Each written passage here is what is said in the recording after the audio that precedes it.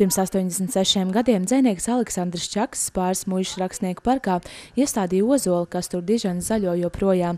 Pēc toreizējo Spāras valsts sešklasīgās skolas Pārziņa Kārļa un Alvīnas Skalberga aicinājuma arī pārējie trauksmnieku grupas literāti, kuri tur viesojās 30. gadā, parkā iestādīja pa vienam kociņam. Tolaik tika radīta arī himna un stādīto koku plāns, kas saglabājies vēl šodien. Nu, rakstnieku parks kļuvis vēl par 8 kokiem bagātāks. Turpinot Aleksandra Čaka aizsākto ideju, vairāk Latvijas dzejnieki un rakstnieki, kā Valdis Rūmnieks, no Rikstena, Jānis Rokpelnis un citi, tur stādīja kokus atbilstoši savām horoskopa zīmēm, tādējādi veidojot enerģētikas parku. Es pamērīšu, cik viņa augsts izaugs. Man pateiks, ka tā ir lapeigala. Koks esot izturīgs priekš dzelzceļa tiltiem un priekš mēbelēm un vispār kaut kas tāds fantastisks. Nu, ar lapaigalas izturību es diemžēl nevaru konkurēt, jo zēderiem lielākoties piemīt tāda īpatnība, ka viņš pa daudz lidinās mākoņos un līdz ar to nav tik varens. Varēja savā darbībā. Rakstnieks Valdis Rūmnieks stāda balto pīlādzi, kas atbilst viņa horoskopa zīmēs svari. Viņam gan tā esot pirmā sastapašanās ar šo koku, jo, kā pats atzīst, iepriekš tādu nemaz neesot redzējis. Valdis Rūmnieks ir gandarīts, ka viņa stādītais pīlādzis zaļos blakus Aleksandra Čaka ozolam, jo šim dzejniekam rakstnieka dzīvē ir būtiska loma. Es esmu visu mūžu pētījis Aleksandru Čaku un rakstījis romānu par Čaku, tā kā man jau Čaks ir mūža mīlestība. Tā kā es savā ziņā varu teikt, kaut kādā mazā mērā esmu turpinātājs. Arī šai skaistajā iecerē. Ja tur tie kociņi aug, tad varbūt, kad šeit arī augs. Nu, cerēsim. Ideja paplašināt rakstnieku parku, stādot kokus, kas atbilst katra stādītāja horoskopa zīmēm, radās dzejniekam un dziesmniekam Valdim Attālam. Viņš uzsver, ka ne jau visi vīri ir ozoli un ne visas meitas ir liepas, kā to bieži daudzina latviešu folklorā.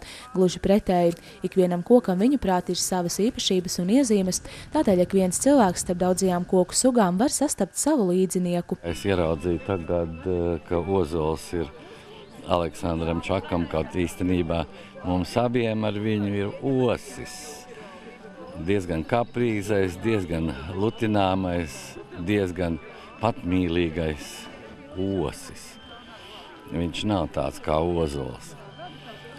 Tā kā es ļoti priecātos, ka tieši tā būtu, kaut vai, lai no jauna iesākt attiecības daba un cilvēks, jo šīs sakarības jau ir. Ideja man bija tikai tāpēc, lai mēs tuvāk iepazītu ne tikai koka raksturus, bet caur koka raksturu uzzīmējumiem mēs ieskatītos dziļāk to cilvēku raksturos, kā raksturots ir šis koks.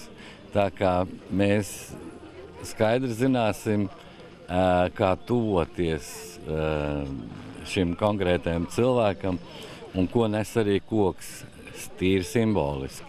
Daudzus gadus gan nemaz īsti nebija zināms, kur tad atrodas Spāras muižas rakstnieku parks.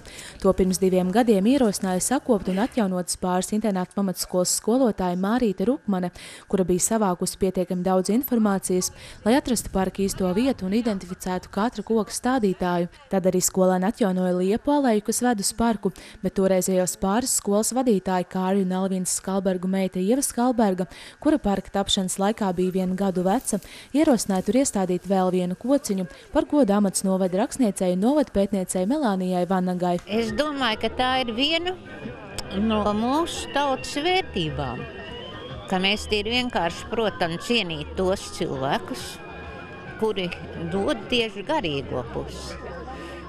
Nevis tikai guļbaļķis vien, bet arī to, kas būs nākamībā.